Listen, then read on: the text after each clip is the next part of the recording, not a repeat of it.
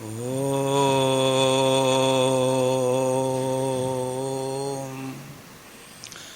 നമഃ ശിവായ. ശുക്ലാംബരധരം വിഷ്ണും ശശിവർണം ചതുർഭുജം പ്രസന്നവദനം ധ്യായേത് സർവവിഘ്നോപശാന്തയേ. ഗുരവേ സർവലോകാനാം ഭിഷജേ ഭവരോഗിണാം നിധയേ സർവവിദ്യാനാം ദക്ഷിണാമൂർത്തയേ നമഃ. ശിവശക്ത്യാ യുക്തോ യദി ഭവതി ശക്തപ്രഭവിതും ന ചേദേവം ദേവോ ന ഖലു കുശലഃ സ്പന്ദിതുമപി. അതസ്ത്വാമാരാധ്യാം ഹരിഹരവിരിഞ്ചാലിപിരപി പ്രണന്തും സ്തോതും വാ കഥം അകൃതപുണ്യഃ പ്രഭവതി. മൂകം കരോതി വാചാലം പങ്കും ലംഘയത്തെ ഗിരിം യത്കൃപാതമഹം വന്ദേ പരമാനന്ദമാധവം. സച്ചിദാനന്ദരൂപായ വിശ്വോത്പത്യാദിഹേതവേ താപത്രയവിനാശായ ശ്രീകൃഷ്ണായ വയം നുമഃ. ജന്മാദ്യസ്യ യതോന്വയാദിതരതശ്ച അർത്ഥേഷ്വഭിജ്ഞസ്വരാട് തേനേ ബ്രഹ്മഹൃദായ ആദികവയേ മുഹ്യന്തി യത്സൂരയഃ. തേജോ വാരിമൃതാം യഥാ വിനിമയോ യത്ര ത്രിസർഗോ മൃഷാ ധാംന സ്വേന സദാ നിരസ്തകുഹകം സത്യം പരം ധീമഹി. പതിവ് പോലെ ഒരു നാമ സങ്കീർത്തനം ചെയ്തുകൊണ്ട് ആരംഭിക്കാം. ചൊല്ലിത്തരാം, ഏറ്റുചൊല്ലാം. ഗോവിന്ദ ഗോപാല പ്രഭു ഗിരിധാരി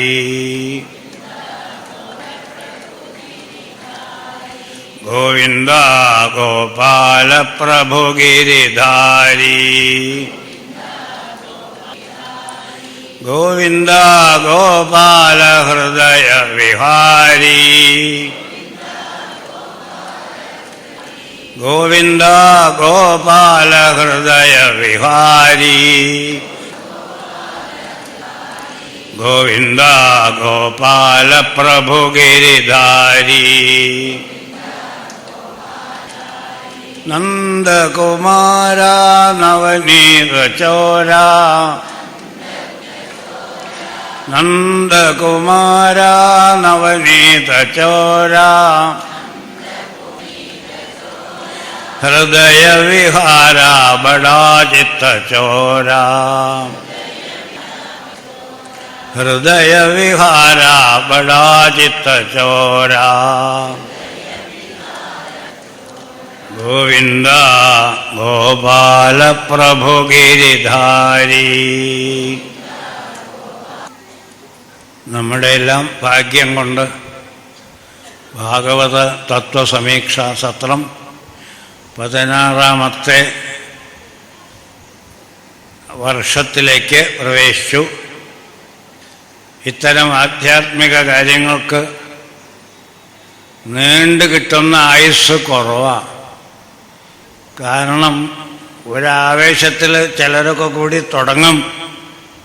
തുടങ്ങണത് കണ്ടാൽ കലിയുഗം കഴിയും വരെ ഇത് തുടർന്നു പോകും തോന്നും. പെട്ടെന്ന് നിന്നു പോകും.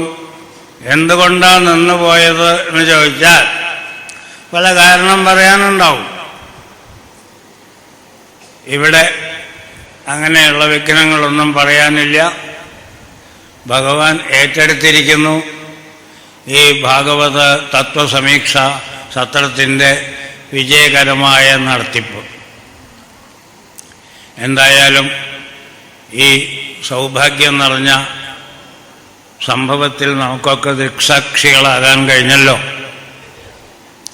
തത്വസമീക്ഷ എന്ന് പേര് വയ്ക്കാൻ തന്നെ കാരണം ഭാഗവത സപ്താഹം എന്ന പേരിൽ ഉദ്ദേശിച്ചത് മുഴുവനും വരുന്നില്ല, അടങ്ങുന്നില്ല.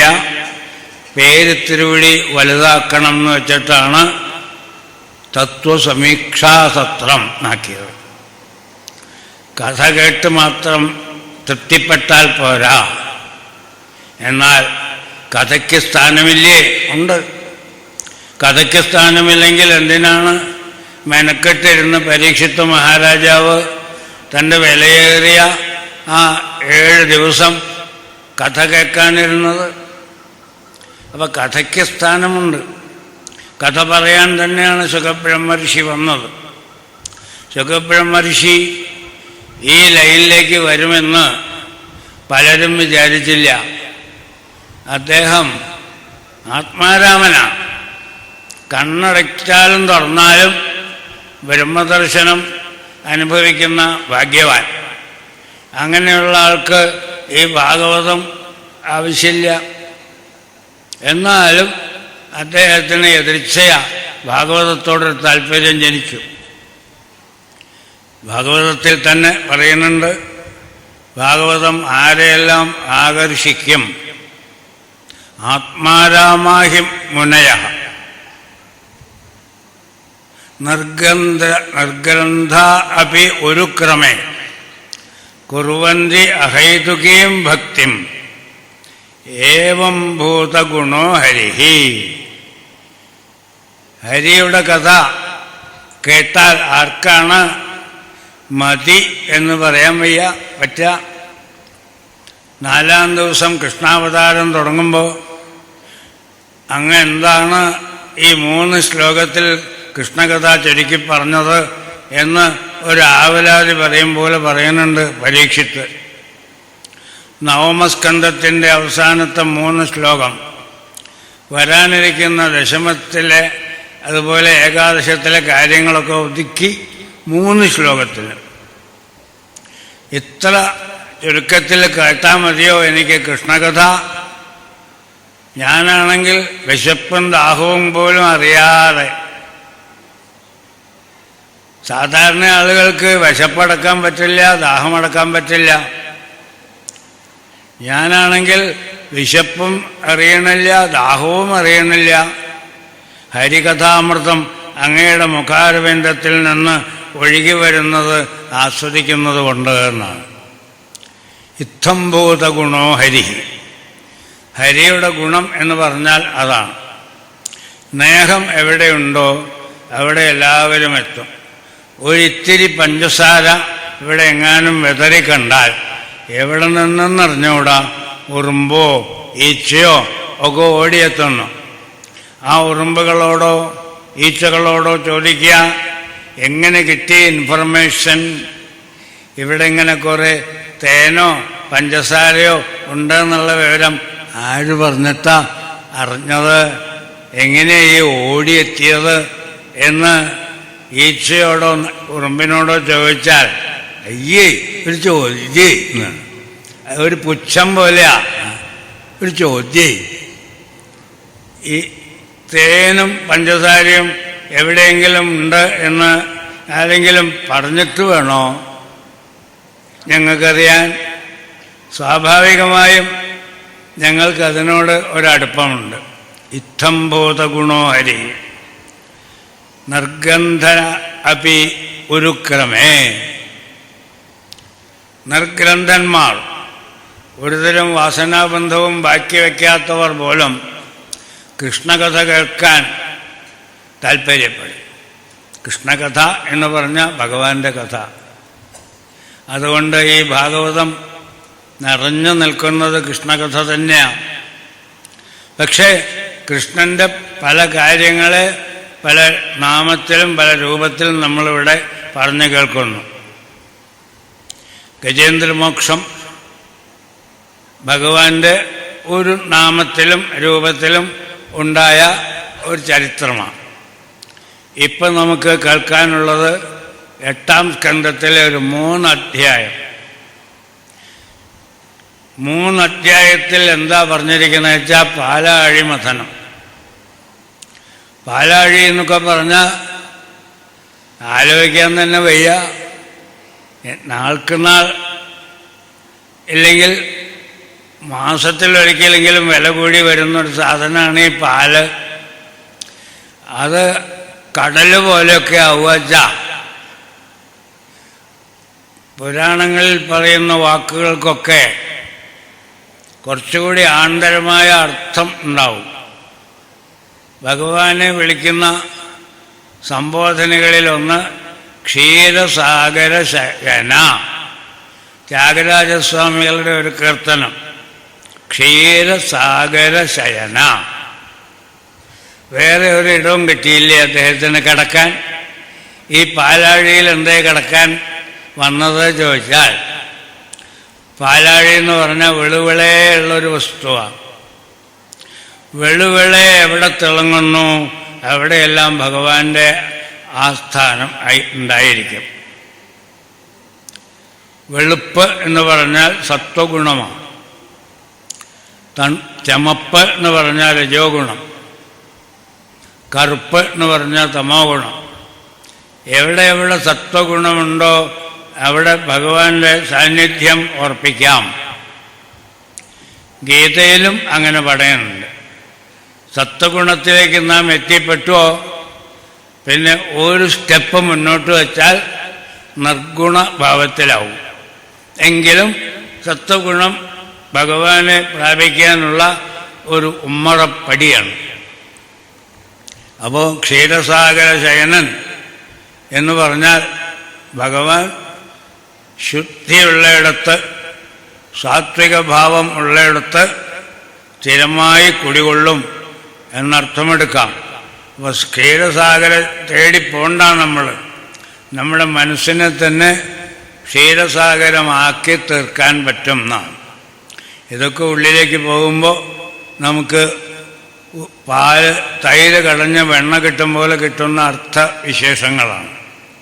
ഇപ്പം നമുക്കതിൻ്റെ പുറമേയുള്ള കഥ ഒന്ന് നോക്കാം.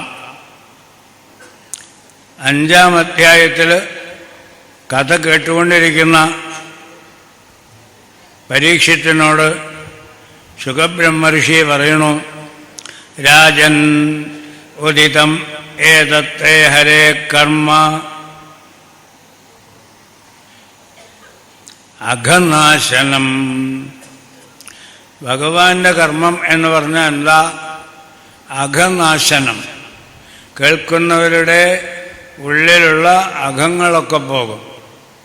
കൃഷ്ണ എന്ന് പേര് വെച്ച ഗർഗമുനി നന്ദഗോപര് വന്ന് പറഞ്ഞു ഗർഗമുനിയോട്, എതിർച്ചയാ തൻ്റെ ഗൃഹത്തിൽ വന്ന ഗർഗമുനിയോട് നന്ദഗോപർ അപേക്ഷിച്ചു, ഈ കുട്ടികൾക്ക് നാമകരണം കഴിഞ്ഞിട്ടില്ല, അങ്ങ് തന്നെ ഈ കുട്ടികൾക്ക് പേര് വയ്ക്കണം.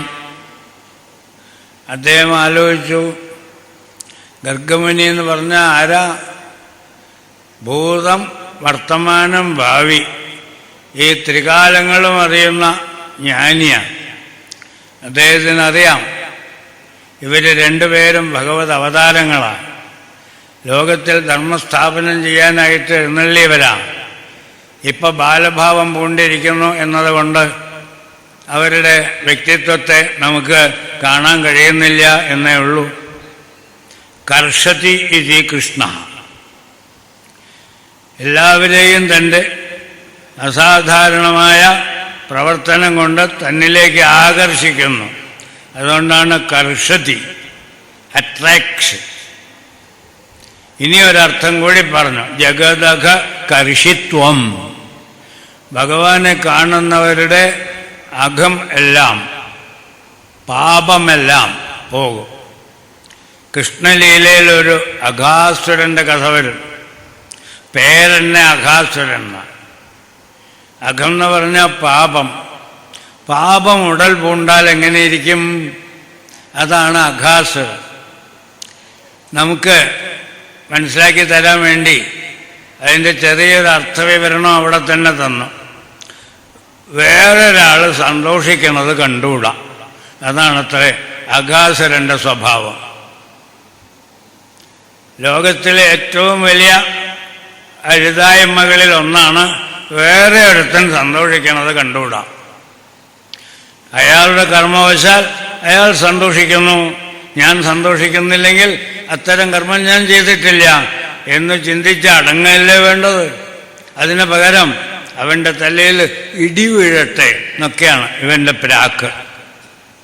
ഇതൊക്കെയാണ് അഘാസുരൻ്റെ സമ്പ്രദായം. ജഗദഘകർഷിത്വം, ലോകത്തിൻ്റെ പാപങ്ങളെ പോക്കുന്നു. ഇത് വലിയൊരു സീക്രറ്റാണ്. ഭഗവാന്റെ നാമമോ ഭഗവാന്റെ രൂപമോ നമ്മുടെ പാപങ്ങളെ എങ്ങനെ പോക്കും? എന്താ റബ്ബറൊറ്റയാണോ ഒരച്ചു മാറ്റാൻ? സൈക്കോളജി നോക്കുമ്പോൾ ഭഗവാന്റെ ഗുണഗണങ്ങൾ കേട്ട് കേട്ട് കേട്ട് നമ്മുടെ ഉള്ളിൽ അശുഭചിന്തകൾ തന്നെ ഉണ്ടാവാതെ ആവും.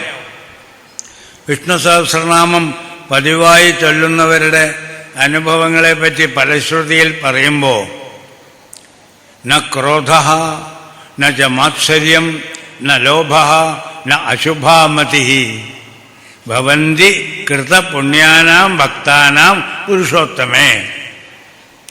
പതിവായിട്ട് സഹസ്രനാമം ചൊല്ലിയാൽ മതി. നാം അറിയാതെ നമ്മുടെ ഉള്ളിലുള്ള ആവശ്യമില്ലാത്ത കോപം പോകും. ന ക്രോധഃ ന ച മാത്സര്യം, അന്യനോടുള്ള കണ്ടുകൂടായ പോവും. ന ക്രോധഃ ന ച മാത്സര്യം ന ലോഭഃ, അന്യന്റെ മുതൽ തൻ്റേതാക്കണം എന്ന അത്യാഗ്രഹം. ന അശുഭാമതിഃ, അശുഭചിന്ത.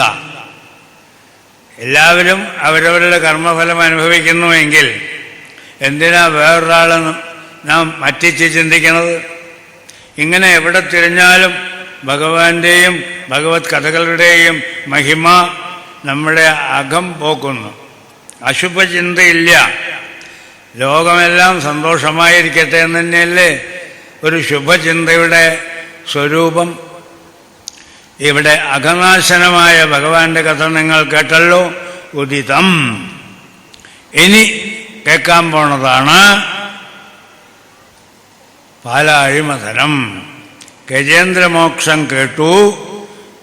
പഞ്ചമോ രൈവതോ നാമ മനുസ്താമസ സോദരഃ വലിവിന്ധ്യാദയസ്തസ്യ സുതാ അർജുനപൂർവകാഃ. ചരിത്രം പറയാം. നാം ഇപ്പോൾ ജീവിക്കുന്നത് വൈവസ്വത മന്വന്തരത്തിലാണ്. ഈ ബ്രഹ്മാവ്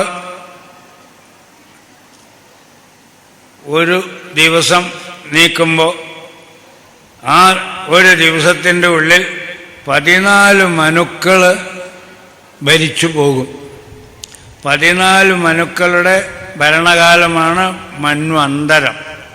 ഒരു മനുവിൻ്റെ ഭരണകാലം ഒരു മന്വന്തരം, അടുത്ത മനുവിൻ്റെ ഭരണകാലം അടുത്ത മന്വന്തരം. ഇപ്പം നടക്കുന്നത് വൈവസ്വത മന്വന്തരം. അടുത്ത മനുവിനെ കൂടി ദേവി നിശ്ചയിച്ചു വെച്ചിരിക്കണോ? ജഗന്മാതാവ്.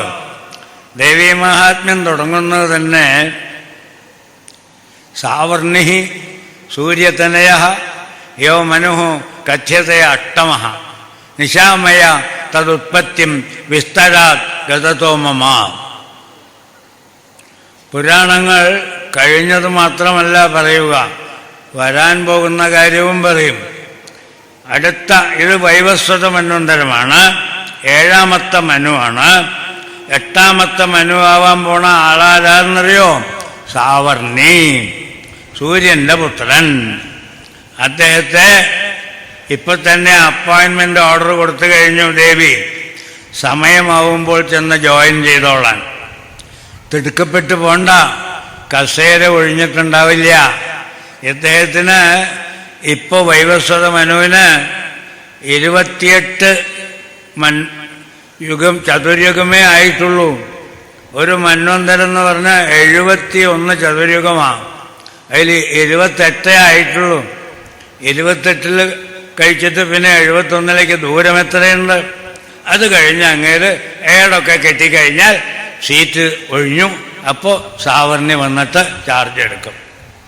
ഇതിനു മുമ്പ് സ്വയംഭുവം, സാരോചിഷം, ഉത്തമം, രൈവതം, താമസം ഇങ്ങനെയൊക്കെ കഴിഞ്ഞ് ചാക്ഷുഷം.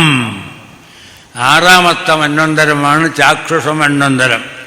ഈ ചാക്ഷുഷ മന്വന്തരത്തിൽ ഉണ്ടായ ഒരു വിശേഷം പറയാം. ഭാഗവതത്തെ സ്കന്ധങ്ങളായി തിരിച്ചു. ഓരോ സ്കന്ധത്തിലെ വിഷയങ്ങളെയും പറഞ്ഞു. 3-ാം സ്കന്ധം മുതൽ 12-ാം സ്കന്ധം വരെയുള്ള 10 സ്കന്ധങ്ങളിലെ വിഷയങ്ങൾ 2-ാം സ്കന്ധത്തിൻ്റെ ഒടുവ് പറഞ്ഞു വച്ചു. സർഗം, വിസർഗം, സ്ഥാനം, പോഷണം, ഊതികൾ, മന്വന്തരം, ഈശാനുകഥ, നിരോധം, മുക്തി, ആശ്രയം.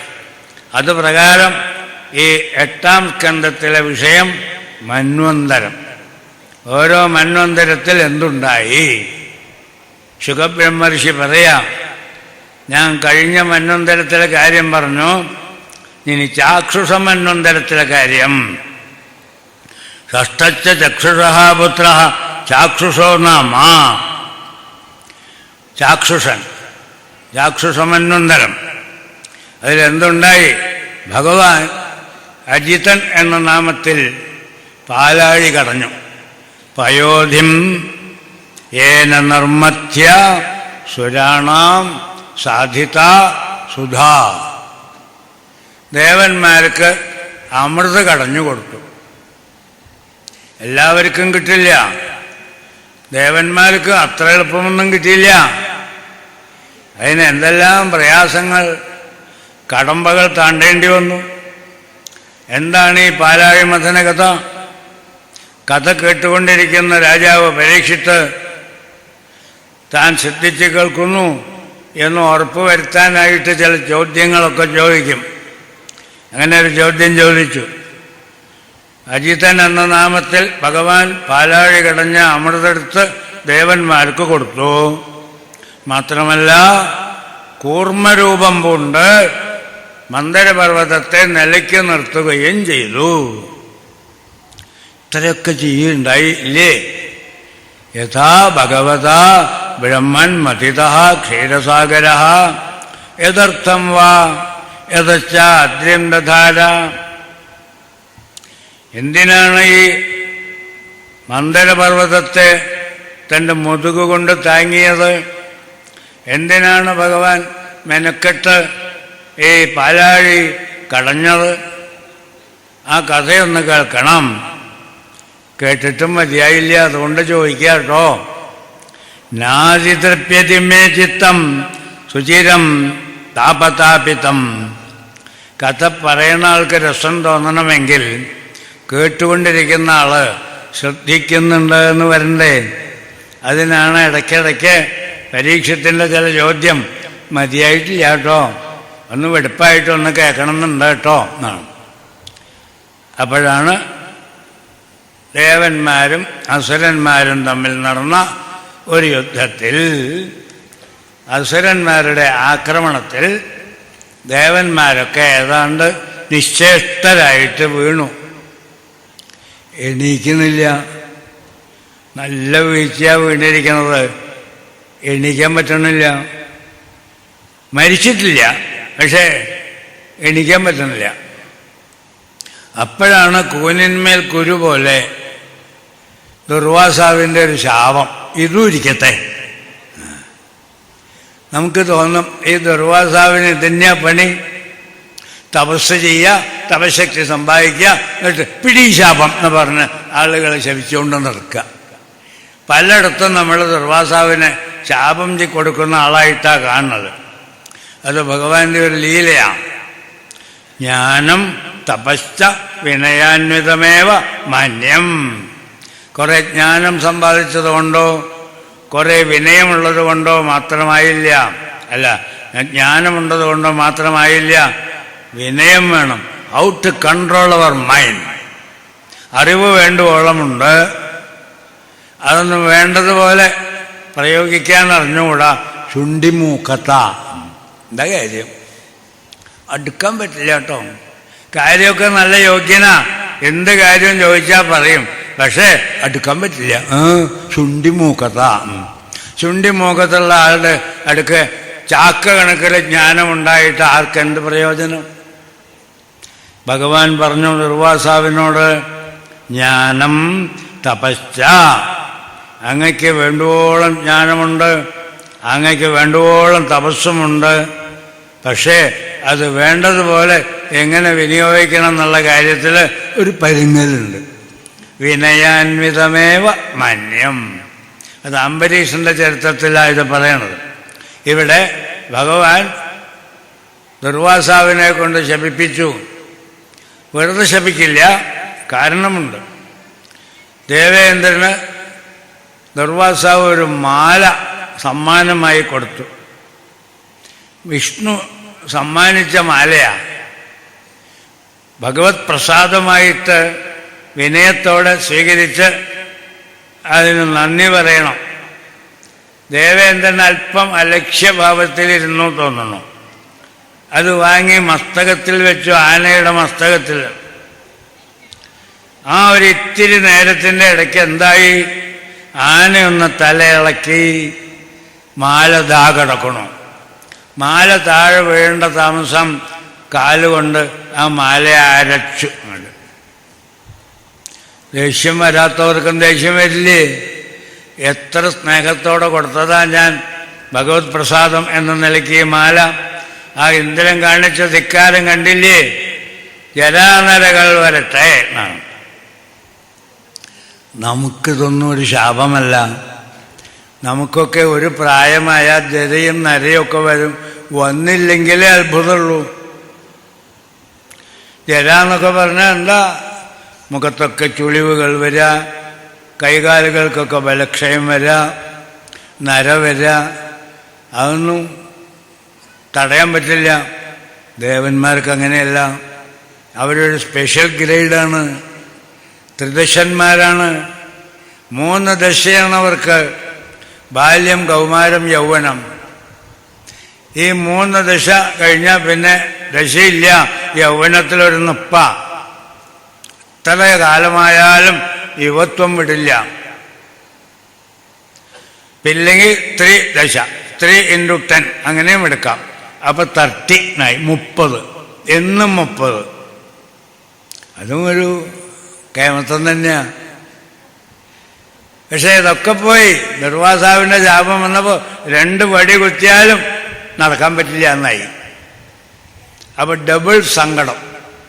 എല്ലാവരും കൂടി ചെന്നു, ബ്രഹ്മദേവന്റെ അടുക്കൽ ചെന്നു. ബ്രഹ്മാവ് ആണല്ലോ, നേരിട്ട് ഭഗവാന്റെ അടുക്കൽ പോകാൻ പറ്റില്ല. ഇതിനൊരു പ്രോപ്പർ ചാനലുണ്ട്.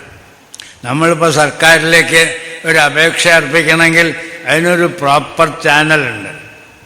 ഇമ്മീഡിയറ്റ് ആയിട്ടുള്ള ഓഫീസർക്കേ കൊടുക്കാവൂ. അദ്ദേഹം അത് ഫോർവേഡ് ചെയ്യും. അങ്ങനെയാണ്. അങ്ങനെ ബ്രഹ്മദേവന്റെ അടുക്കൽ ചെന്നു. ഭഗവാന്റെ പ്രഥമ പുത്രനാണ്, ആദ്യത്തെ പുത്രൻ. ഭാഗവതത്തിലെ ആദ്യത്തെ ശ്ലോകത്തിൽ തന്നെ ബ്രഹ്മാവിൻ്റെ മഹിമയെപ്പറ്റി പറയുന്നു. ഭാഗ്യവാൻ. എന്താ ബ്രഹ്മാവിൻ്റെ ഭാഗ്യം? തേനേ ബ്രഹ്മ ഹൃദയ ആദികവയേ. അങ്ങേർക്കുള്ള മറ്റൊരു പേരാണ് ആദികവി. കവിച്ച സൃഷ്ടികർത്താവ്. ആദ്യത്തെ സൃഷ്ടികർത്താവാണ് അദ്ദേഹം. നമ്മളിപ്പോൾ ഓരോ ശില്പികളെയും ഓരോ നിർമ്മാതാക്കളെയും കണ്ട അത്ഭുതത്തോടെ അവരെ ആദരിക്കുന്നുണ്ട്. അവരൊക്കെയും ബ്രഹ്മദേവന് ശേഷം ഉണ്ടായ സൃഷ്ടികർത്താക്കളാണ്. ആദ്യത്തെ സൃഷ്ടികർത്താവ് ബ്രഹ്മാവ്.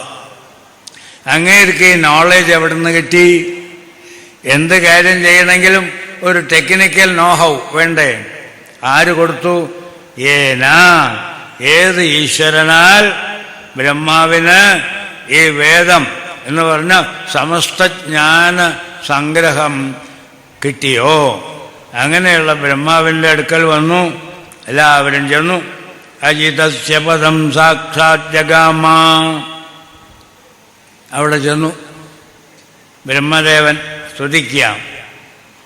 ഈ നാം നോക്കാൻ പോകുന്ന 3 അധ്യായം വിശേഷപ്പെട്ട 3 അധ്യായമാണ്. എല്ലാ അധ്യായത്തിലും ദീർഘമായ സ്തുതികളുണ്ട്. ഭാഗവതം എന്ന് പറഞ്ഞാൽ ഭഗവാന്റെ മഹിമകൾ വെളിപ്പെടുത്തുന്ന ഗ്രന്ഥം. മഹിമകൾ എങ്ങനെയാണ് വെളിപ്പെടുക? കഥകളിലൂടെ വെളിപ്പെടും, അതൊരു വഴി. പിന്നെ സ്തുതികളിലൂടെ വെളിപ്പെടും.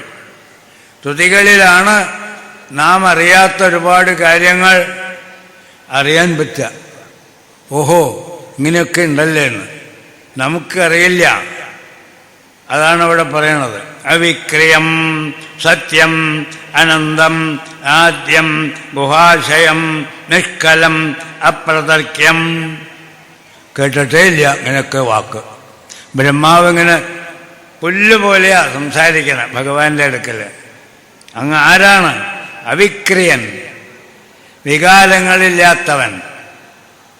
ഒരു തളിര് 2-ാം ദിവസം പച്ച നിറം, 4-ാം ദിവസം പഴുത്ത നിറം, 5-ാം ദിവസം ഉണങ്ങി കരിയിലയായി താഴെ വീഴും. ഇങ്ങനെ നോക്കിയാൽ ലോകത്തിൽ എല്ലാ വസ്തുക്കൾക്കും വിക്രിയ, വികാരം, മാറ്റം, ചേഞ്ച് ഉണ്ട്. ഭഗവാൻ അതില്ല, അവിക്രിയം. പഴയ കൃഷ്ണൻ, പുതിയ കൃഷ്ണൻ, പഴയ അയ്യപ്പൻ, പുതിയ അയ്യപ്പൻ, ഇങ്ങനെയൊക്കെ പറയുമോ? ശബരിമലയിൽ ഞാൻ പണ്ട് പോയിട്ടുണ്ട്. ഇപ്പം പഴയ അയ്യപ്പനല്ല, പുതിയ അയ്യപ്പൻ, ഇങ്ങനെയൊക്കെ ആരെങ്കിലും പറയുമോ? അയ്യപ്പൻ എന്നും പുതുതാ, മാറ്റല്ല. സൂര്യനും അങ്ങനെയല്ലേ? സൂര്യനൊക്കെ ഭഗവാന്റെ പ്രതിനിധിയാണ്. ഗുഹാശയം, ഭഗവാനെ തേടി എങ്ങും പോകണ്ട, ഓരോരുത്തരുടെ ഉള്ളിൽ തേടിയാൽ മതി. ഞാൻ എന്നുള്ളത് എവിടെ നിന്ന് പുറപ്പെടുന്നു അവിടമാണ് ഭഗവാന്റെ ഇരിപ്പിടം എന്ന് പറയും പോലെ എളുപ്പമല്ല. നിഷ്കളം അപ്രതർക്യം മനോഗ്രയാനം വചസാനിരുക്തം. മനസ്സ് പോണതിന് മുമ്പ്, മനസ്സിനേക്കാൾ മുമ്പേ ഓടിയെത്തും. നമ്മുടെ മനസ്സിന് ഓരോന്ന് സങ്കല്പിക്കാനുള്ളൊരു കഴിവുണ്ട്. ഒരു ലോട്ടറി ടിക്കറ്റ് വാങ്ങി കീശയിലിട്ടാൽ എങ്ങനെയൊക്കെയാ മനോരാജ്യം വിചാരിക്കണേ നമ്മളല്ലേ? 1 കോടി കയ്യിൽ വന്നാൽ എന്തൊക്കെയാ ചെയ്യാം? അടിച്ചു മിന്നിക്കും ഞാൻ എന്നൊക്കെ പറയും. എന്തൊക്കെയാ ഒരുപാട് പ്ലാനൊക്കെ ചെയ്യും. മനസ്സ് എത്ര കാര്യങ്ങളാ ക്ഷണനേരം കൊണ്ട് പ്ലാൻ ചെയ്യണത്. അങ്ങനെയുള്ള മനസ്സിന് പോലും ഈശ്വരനെ അറിയാൻ പറ്റില്ല. വചസ അനിരുക്തം, വാക്കിന് വിവരിക്കാൻ പറ്റില്ല.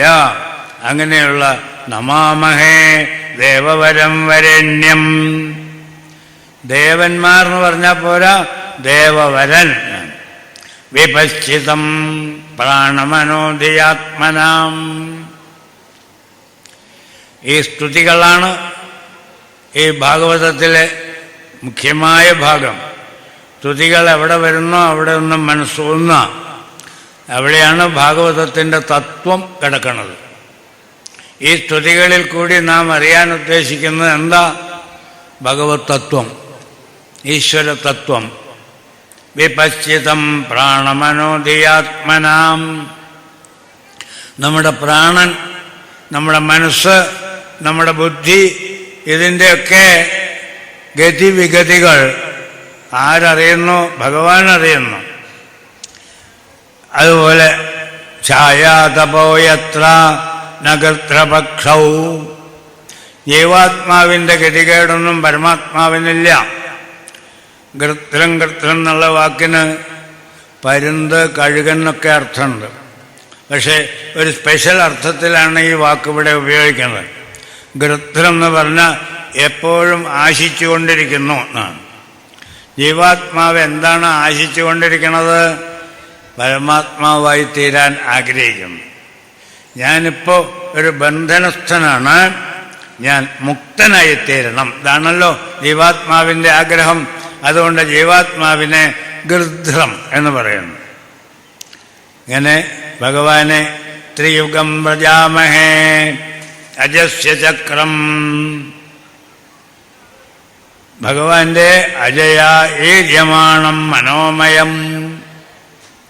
ഭഗവാൻ മനസ്സ് എന്ന ആ ഒരു കേന്ദ്രത്തെ ചുറ്റി ആരങ്ങൾ ഒരു വണ്ടിച്ചക്രം പോലെ 15 ചക്രങ്ങൾ, ആ അഴികൾ ചെന്ന് സത്വഗുണം, രജോഗുണം, തമോ ഗുണം എന്ന 3 ദ്വാരത്തിലിറങ്ങി അങ്ങനെ ഒരു ചക്രം, മനസ്സാകുന്ന ചക്രം അതിൽ തിരിയുന്നു എന്നാണ്. ഏം ഏകവർണം തമസപരം അലോകമവ്യക്തമനന്തപാരം.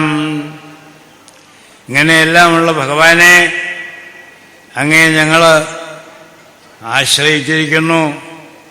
ഞങ്ങളുടെ സങ്കടം തീർത്തു തരണമേ. ഒരേ വരി പല്ലവി പോലെ ആവർത്തിക്കുന്ന ഒരു 10-12 ശ്ലോകങ്ങളുണ്ട്. പാദൗ മഹീയം,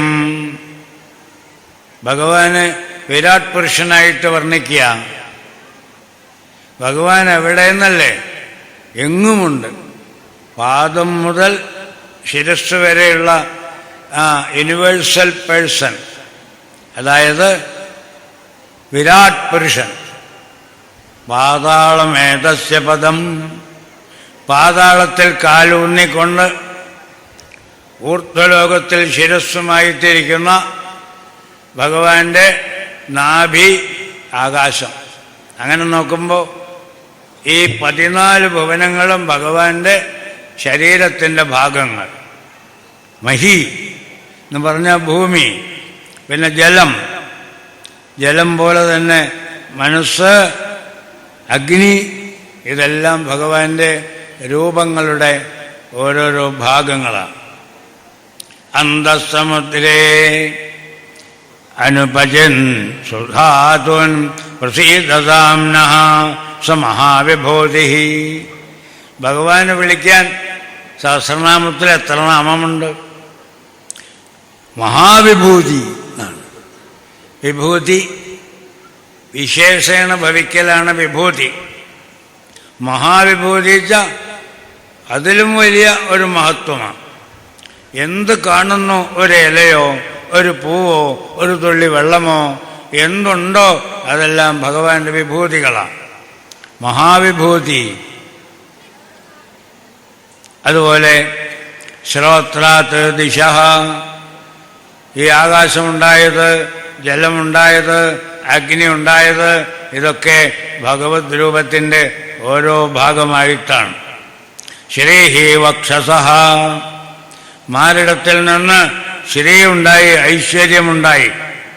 വിപ്രോമുഖം, വിപ്രൻ മുഖത്തിൽ നിന്നുണ്ടായി. ഇങ്ങനെയുള്ള ഹേ ഭഗവൻ, നമോസ്തു തസ്മൈ ഉപശാന്തശക്തയേ സ്വരാജ്യലാഭ പ്രതിപൂരിതാത്മനെ ഗുണേഷു മായാലജിതേഷു വൃത്തിഭിഃ ന സജ്ജമാനായ നഭസ്വദൂതയേ. ഒന്നിലും ഒട്ടിപ്പിടിക്കുന്നില്ല. ഇതുപോലെ നഭസ്വാനെ പോലെ, വായുവിനെ പോലെ. ഇവിടെയൊക്കെ ഇപ്പോൾ വായുണ്ട്, എല്ലായിടത്തും തലോടി പോകുന്നു. എന്നാൽ തലോടി പോകുന്ന വായുവിനെ ഈ ഗുണമോ ദോഷമോ ഒന്നും ബാധിക്കുന്നില്ല. മുല്ലക്കാട്ടിൽ തലോടി വരുമ്പോൾ വായുവിന് സുഗന്ധം, ദുർഗന്ധം നിറഞ്ഞ വഴിയിൽ കൂടി വരുമ്പോൾ വായുവിന് ദുർഗന്ധം. യഥാർത്ഥത്തിൽ വായു നല്ല മണമാണോ വായുവിന് ദുർഗന്ധമാണോ ചോദിച്ചാൽ രണ്ടുമില്ല. ഭഗവാൻ നവസ്വാനെ പോലെയാണ്. ഈ ഗംഭീരമായ സ്തുതി ഇത് ഞാൻ ചുരുക്കിയൊരു ദിങ്മാത്ര പ്രദർശനം എന്ന് പറയും. ഇന്ന് കാണിച്ചു തന്നു എന്ന് മാത്രം. സൗകര്യം പോലെ നിങ്ങളിത് മനനം ചെയ്യണം. 5-ാം അധ്യായത്തിൽ 8-ാം സ്കന്ധം 5-ാം അധ്യായത്തിൽ ബ്രഹ്മാവ് ഭഗവാനെ സ്തുതിക്കുന്ന സ്തോത്രം. ഈശ്വരനെ അറിയാൻ വയ്യ, എങ്കിലും ഇങ്ങനെയൊക്കെ ഭൂമി അങ്ങാണ്, ആകാശം അങ്ങാണ്, സ്വർഗം അങ്ങാണ്, അഗ്നി അങ്ങാണ്, വായു അങ്ങാണ് എന്ന് പറഞ്ഞാൽ എന്തങ്ങല്ല, എല്ലാം അങ്ങാണ്. അങ്ങയോട് ഞങ്ങൾക്ക് ഉണർത്തിക്കാനുള്ളത് പ്രപന്നാനാം ദദൃക്ഷൂണാം സ്വസ്മിതം ദേ മുഖാംബുജം. ഒന്ന്, അവർക്കൊക്കെ കാണത്തക്കവണ്ണം അങ്ങയുടെ രൂപം ഒന്ന് കാണിക്കണേ എന്ന് പറഞ്ഞു. ഭഗവാൻ അവരുടെ മുമ്പിൽ ആവിർഭവിച്ചു. നമുക്ക് കാണാൻ ചിത്രങ്ങൾ നോക്കണം. ഇപ്പോൾ ഗുരുവായൂരപ്പനെ കാണാൻ മേൽപ്പത്തൂര് നാരായണീയത്തിൽ ധ്യാന ശ്ലോകം എഴുതിയിട്ടുണ്ട്. എല്ലാ ദേവീദേവന്മാരെക്കുറിച്ചും ധ്യാന ശ്ലോകങ്ങളുണ്ട്. ഈ ധ്യാന ശ്ലോകം വെച്ചുകൊണ്ടാണ് പൂജാദികളൊക്കെ ചെയ്യണത്. ഈ ധ്യാന ശ്ലോകം വെച്ചുകൊണ്ടാണ് ശില്പങ്ങളൊക്കെ ഉണ്ടാക്കുന്നത്. ശില്പികൾക്ക് എന്താണ് ആധാരം? അപ്പോൾ ദേവിയുടെ ഒരു പടം വരയ്ക്കണം. എന്ത് വെച്ചിട്ടാ പടം വരയ്ക്കുക? ധ്യാന ശ്ലോകമുണ്ട്. സിന്ദൂരാരുണ വിഗ്രഹം തൃണയനാം മാണിക്യമൗലിസ്ഫുരം താരാനായകശേഖരാം സ്മിതമുഖീം ആപീനവക്ഷോരുഹാം പാണിഭ്യാം അലിപൂർണരത്നചഷകം രക്തോത്പലം ബിഭ്രതിം സൗമ്യാം രത്നഘടസ്ഥരക്തചരണാം ധ്യായേത് പരാം അംബികാം. നമുക്കൊന്നങ്ങനെ മുക്കിലും മൂലയിലും നിൽക്കണ രീതിയിൽ ദേവിയെ കാണാൻ പറ്റില്ല. ഇത് കേട്ടോളൂ. എന്നിട്ട് സിന്ദൂരാരുണ വിഗ്രഹം, ചമചമാന്നാണ് ശരീരത്തിൻ്റെ വർണ്ണം. അങ്ങനെ ആരംഭിച്ച് മുഖത്ത് സദാ മന്ദഹാസം തുളുമ്പുന്ന, കയ്യിലൊരു കോപ്പ, ആ കോപ്പയിൽ എന്തോ ഒരു ദ്രാവകമുണ്ട്. അതെന്തെന്ന് ഞാൻ പറയണില്ല, ഊഹിച്ചോളിൻ. എന്താണ് ഊഹിക്കാനുള്ള വഴി? ക്ലൂ എന്താണ്? ഒരു പാത്രത്തിൻ്റെ ഉള്ളിൽ എന്തുണ്ട് എന്നതിനൊരു ക്ലൂ എന്താ? അതിൻ്റെ മുകളിൽ കുറേ വണ്ടുകൾ വട്ടമിട്ട് പറക്കണു. പേര് പറയില്ല എന്നാണ്. വണ്ടുകൾ വട്ടമിട്ട് പറക്കുക എന്ന് പറഞ്ഞാൽ വണ്ടുകളെ ആകർഷിക്കുന്ന ദ്രാവകം എന്താവും? തേനോ അതുപോലെ എന്തെങ്കിലും അല്ലേ ആവുള്ളൂ. നാച്ചുറൽ. കൊക്കക്കോല പോരാട്ടോ. കൊക്കക്കോല കൊണ്ടൊക്കെ നമ്മൾ കമ്പം പിടിച്ച് നടക്കണമെന്നേ ഉള്ളൂ. വണ്ടിനെ ആകർഷിക്കാൻ കൊക്കക്കോല പറ്റില്ല. അതിന് നാച്ചുറലും ഡ്യൂപ്ലിക്കേറ്റും ഒക്കെ തിരിച്ചറിയാം. അപ്പം ദേവിയുടെ കയ്യിലുള്ള കപ്പിൽ എന്താണുള്ളത്? മധു. ദേവിക്ക് പാനം ചെയ്യാനുള്ള മധു. ഇതൊക്കെ ആ കപ്പൊക്കെ വണ്ടുകളൊക്കെ പറക്കണ മാതിരി ഒക്കെ പടം വരച്ച് അതുപോലെ അവനവൻ്റെ ഉള്ളിൽ അങ്ങനെ ഒരു രൂപത്തെ ധ്യാനിക്കുക. രത്നഘടസ്ഥ രക്തചരണം. മുമ്പിൽ ഈ കാല് വയ്ക്കാനുള്ള അല്പം ഉയർന്ന ഒരു പീഠം, അതിൽ പാദം വെച്ചുകൊണ്ടിരിക്കുന്ന ദേവിയെന്ന്. എല്ലാ ദേവതകളെക്കുറിച്ചും ഇങ്ങനെയുള്ള ധ്യാന ശ്ലോകങ്ങളുണ്ട്. ഇവിടെ അതുപോലെ ഒരു ധ്യാന ശ്ലോകം നമുക്ക് കാണാം. അവർക്ക് ദർശനം കിട്ടി. എന്താണ് ദർശനം? ഭഗവാൻ കൊടുത്ത ആ മുഖഭാവം എന്താണ്? വിരിഞ്ചോ ഭഗവാൻ ദൃഷ്ട്വാ രൂപം തവൈതത്. ഭഗവാന്റെ ആ രൂപം എന്നെ കാണുകയാണ്. സ്വച്ഛാം മരകതശ്യാമാം. മരകതം എന്ന പച്ച നിറമുള്ളൊരു രത്നം, അതിൻ്റെ നിറമാണ് ഭഗവാൻ. തപ്തഹേമവദാതേന രസത്കൗശേയവാസസ. തങ്കം ഒരുക്കിയ തകിട് പോലെ ചമചമാന്ന് മഞ്ഞ നിറത്തിൽ ജ്വലിക്കുന്ന പീതാംബരം. പ്രസന്നചാരു സർവാംഗീം സുമുഖീം മഹാമണികിരീടേന. അങ്ങനെ ഭഗവാന്റെ കേശാദിപാദം ദർശനം കിട്ടി. പുഷ്ടാവ. ഇത് രണ്ടാമത്തെ സ്തുതിയാണ്.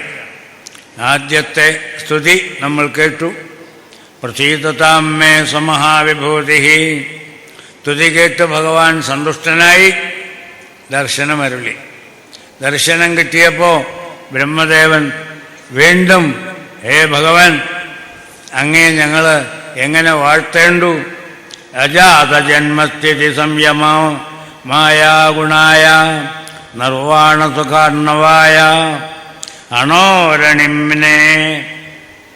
അങ്ങനെ ഞങ്ങൾ എങ്ങനെയാ അളക്കുക? എത്ര ചെറുതായിട്ട് കണ്ടാലും അതിലും ചെറുത്, എത്ര വലുതായി കണ്ടാലും അതിലും വലുത്. അണോരണീയാൻ മഹതോ മഹീയാൻ. അങ്ങനെയുള്ള അങ്ങയെ ഞങ്ങളിതാ നമസ്കരിക്കുന്നു. ത്വയ്യഗ്ര ആസീത്. അങ്ങ് ഈ പ്രപഞ്ചമുണ്ടാകുന്നതിന് മുമ്പുണ്ട്, പ്രപഞ്ചമുള്ളപ്പോഴുമുണ്ട്, പ്രപഞ്ചമില്ലാതായപ്പോഴും അങ്ങുണ്ട്. ഇങ്ങനെ ത്വമാദിഹി അന്തഃ ജഗതഃ. അങ്ങ് ഈ ലോകത്തിൻ്റെ ആദിയാണ്, അന്തമാണ്. ഘടസ്യ മൃത്സ്നേവ. ഒരു കുടം അതിൻ്റെ തുടക്കത്തിലും മധ്യത്തിലും ഒടുക്കവും ഒക്കെ മണ്ണ് തന്നെയാണല്ലോ. ഒരു സ്വർണം ആഭരണമാക്കി അത് ഉരുക്കി അല്ലെങ്കിൽ വേറൊരു ഷേപ്പാക്കി എന്തൊക്കെ ചെയ്താലും ആത്യന്തികമായി ബേസ് എന്താണ്? ഗോൾഡ്. ഇതുപോലെയാണ് ഭഗവാന് ഏതൊരു വസ്തുവിൻ്റെയും അടിസ്ഥാനം അങ്ങാണ്. ഇതിപ്പോൾ ഈ മാതിരി സ്തോത്രങ്ങളിലൂടെയല്ലേ നമുക്കറിയാനൊക്കൂ. യോഗയർമനുഷ്യാധിയന്തി, ആളുകൾ യോഗാഭ്യാസം കൊണ്ട് അങ്ങേ അറിയുന്നു. എല്ലാവർക്കും അറിയാൻ വയ്യ. അഹം ഗിരിത്രഃ സുരാദയ, ഞങ്ങളെല്ലാം അങ്ങയുടെ ചൊൽപ്പടി നടക്കുന്നവരാണ്. ഞങ്ങളൊന്നും സ്വാധികാരമുള്ളവരല്ല, ബൈ ഓർഡർ എന്നൊക്കെ പറഞ്ഞു. ഞങ്ങളുടെ കഷ്ടം തീർത്തു തരണേ. ഇങ്ങനെയൊക്കെയാണ് ഭാഗവതത്തിൽ വിഷയ അവതരണം. ഒരു പ്രശ്നം, ആ പ്രശ്നത്തിന് എങ്ങനെ പരിഹാരം ചെയ്യാമെന്നുള്ള ചിന്ത. വേറെ ഒന്നും ചിന്തിച്ചില്ല, ഭഗവാനെ ആശ്രയിക്കുക. വേറെ ഓൾട്ടർനേറ്റീവില്ല.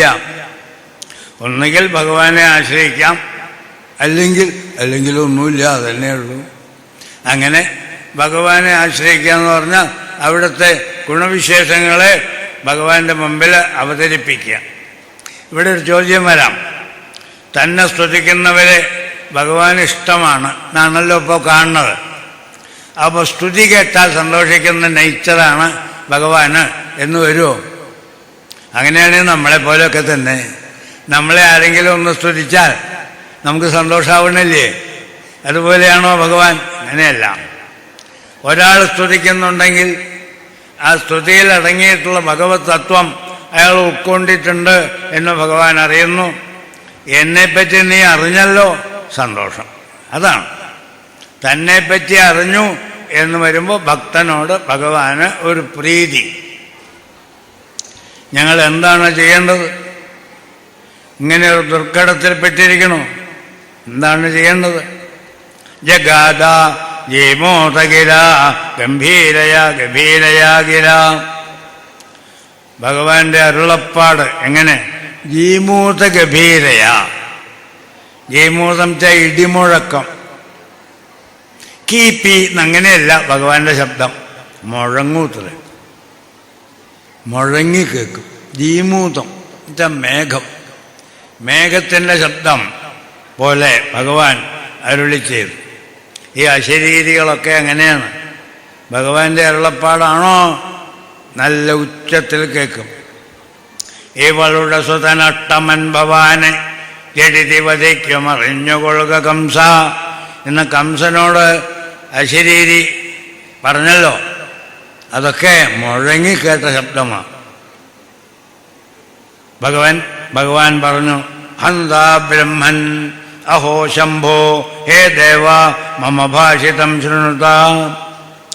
എല്ലാവരെയും നോക്കി, ഹേ ബ്രഹ്മാവേ, ഹേ മഹേശ്വര, ഹേ ദേവന്മാരെ, കേട്ടോളിൻ, ഞാൻ പറയണത് കേട്ടോളിൻ. നിങ്ങൾ ചെന്നിട്ട് അപ്രായോഗികം എന്ന് തോന്നുന്ന ഒരു സജഷനാണ് ഭഗവാൻ പറയണത്. ദാനവ ദൈതേയൈഹി താവത് സന്ധിഹി വിധീയതാം. ഇപ്പം ശത്രുക്കളായിട്ട് കണക്കാക്കപ്പെടുന്ന അസുരന്മാരുണ്ടല്ലോ, അവരുമായിട്ട് ഒരു ഒത്തുതീർപ്പ്, സന്ധി. ഇത് നല്ല കൂത്ത്. ആരോട് പകയുണ്ടോ അവരോട് ലോഹ്യം കൂടാനാ പറയണത്. ഭഗവാനിത് ബോധത്തോടു കൂടി തന്നെയാണോ? ആണ്. ഭഗവാന് ബോധമില്ലാത്ത നേരമുണ്ടോ? എന്ത് പറയണതും ബോധത്തോടു കൂടി തന്നെയാണ്. കാരണം പറയണു, അരയോപിഹി സന്ധേയാ സതി കാര്യാർത്ഥ ഗൗരവേ. ഭഗവാൻ പറഞ്ഞു, കാര്യം നടക്കണോ ചില നേരത്ത് അടുപ്പിക്കാൻ പറ്റാത്തവരുമായിട്ടും കൂടി അടുക്കേണ്ടി വരും എന്നാണ്. ബലമില്ലാത്തവർക്കൊരു കാര്യം നടക്കണം. അപ്പം എന്ത് ചെയ്യണു? ബലമുള്ളവരുടെ കൂട്ടുപിടിക്കുക. ബലമുള്ളവരുടെ കൂട്ടുപിടിക്കില്ല, കാരണം അവർ ഞങ്ങൾക്ക് ശത്രുക്കളാ എന്ന് പറഞ്ഞാൽ അവിടെ കിടക്കാം. അതന്നെ അതിനൊരു ഉദാഹരണവും പറഞ്ഞു. അത് അതിലേറെ രസം. അഹി മൂഷകവത്ത് ദേവാഹ. കേട്ടിട്ടില്ലേ ഒരു കഥ? ഭഗവാൻ കാണാത്തതും കേൾക്കാത്തതുമായ കഥകളുണ്ടോ? അഹി മൂഷികവത്. അഹിച്ച പാമ്പ്, മൂഷികഞ്ച എലി. ഒരു പാമ്പ് എങ്ങനെ ഒരു വലയിൽ കുടുങ്ങി, തുണി കൊണ്ടുള്ള വല. ആളുകളെ കടിച്ചു കൊല്ലാനൊക്കെ പാമ്പിന് കഴിയും, ഒരു വലയുടെ നൂല് കടിച്ചു പൊട്ടിച്ച് പുറത്തേക്ക് വരാൻ പറ്റില്ല. പാമ്പിന് ആ കഴിവില്ല. അത് കുടുങ്ങി. ആലോചിക്കുക, പാമ്പ് ഇവിടുന്ന് രക്ഷപ്പെടാൻ എന്താ മാർഗം? ഈ വലയൊന്ന് കടിച്ചു പൊട്ടിച്ച് കിട്ടിയാൽ പോവാം. കടിച്ചു പൊട്ടിക്കാൻ മിടുക്കനാരാ? എലി. എലി എങ്ങനെയാ കൂട്ടുപിടിക്കുക? ജന്മശത്രുക്കളാ ഈ പാമ്പും എലിയും. ഈ എലിയെ ഓ മൈ ഡിയർ ഫ്രണ്ട് എന്നൊക്കെ വിളിക്കാൻ പറ്റുമോ?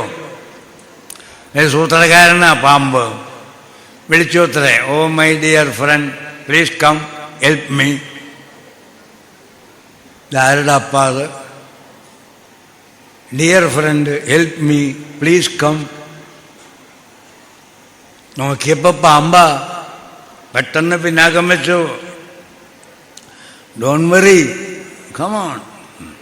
പിന്നെ പേടിക്കണ്ട, ഞാൻ പാമ്പാച്ചിട്ട് പേടിച്ചൊന്നും പോണ്ട, വരൂ. അവനൊരു കഥ കെട്ടിച്ചമച്ചു. ഈ പാമ്പ് എന്നെ കാണുമ്പോൾ പഴയ ശത്രുത ഓർമ്മ വന്നിട്ടാ പേടിച്ചിട്ട് പിന്നാക്കം പോണല്ലേ. പേടിക്കണ്ടാട്ടോ. ഇപ്പോഴത്തെ കഥ എന്താണെന്നും കൂടി ഞാൻ പറയാം. ഞാൻ ഒരു ദിവസം ആലോചിച്ചു, ഈ പാമ്പിനെയും എലിയെയും സൃഷ്ടിച്ചത് ഒരേ ദൈവമല്ലേ? എന്നിരിക്കെ എന്തിന് ഈ എലിയെ പാമ്പ് വേഷിക്കുന്നു എന്ന് ഞാൻ ആലോചിച്ചു. ഞാൻ കുറേ പാമ്പിൻ ചേട്ടന്മാരോടൊക്കെ പറഞ്ഞു, നമുക്കൊരു കോൺഫറൻസ് വിളിച്ചു കൂട്ടുക, അതിൽ വെച്ചൊരു പ്രമേയം പാസാക്കുക. ഇന്നു മുതൽ ഈശ്വരദത്തകളായ പാമ്പും എലിയും തമ്മിൽ വിരോധം ഇല്ലാതാവണം, സുഹൃത്തുക്കളായി മാറണം, പരസ്പരം സഹകരിക്കണം. ഇത് ഒരു പ്രമേയ രൂപത്തിൽ അംഗീകരിച്ച് അത് സകല പത്രങ്ങളിലും കൊടുക്കണം. പാമ്പ് പറയാ എലിയോട്. പാവം എലി അതൊക്കെ വിശ്വസിച്ചു. അതിന് ഈ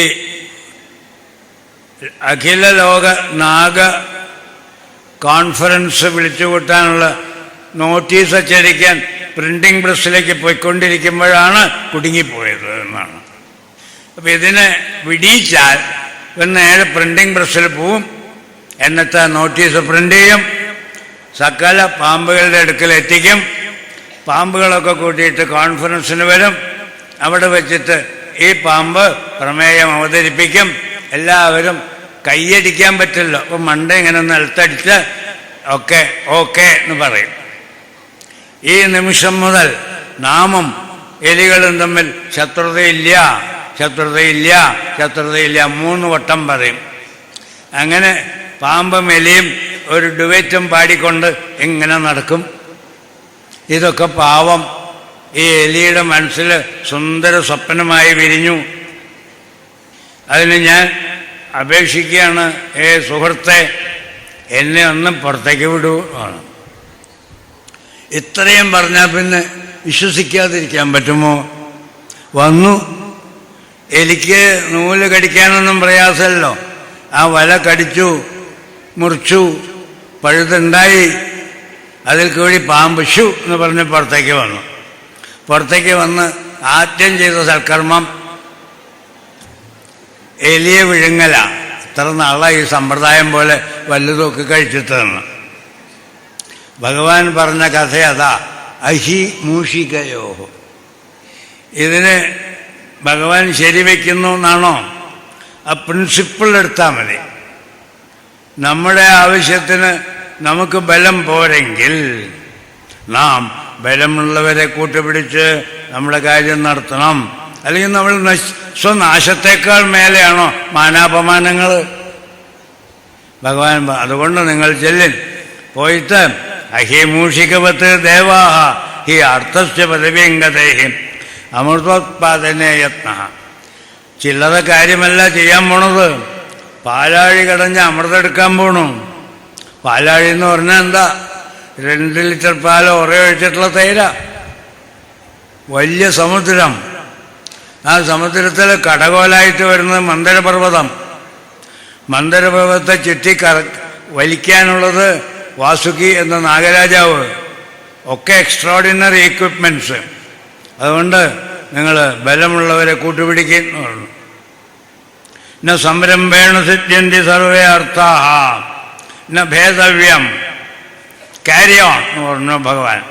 ഞാനൊപ്പുണ്ട്, പൊക്കോളൂ. ന ഭേദവ്യം. ചില പേടിപ്പിക്കുന്ന ചില സംഗതികൾ വരും. കാള കൂടുന്നൊരു വലിയ വിഷം വരും. ന ഭേദവ്യം. പേടിക്കണ്ട. ലോഭകാര്യ നവോ ജാതു രോഷ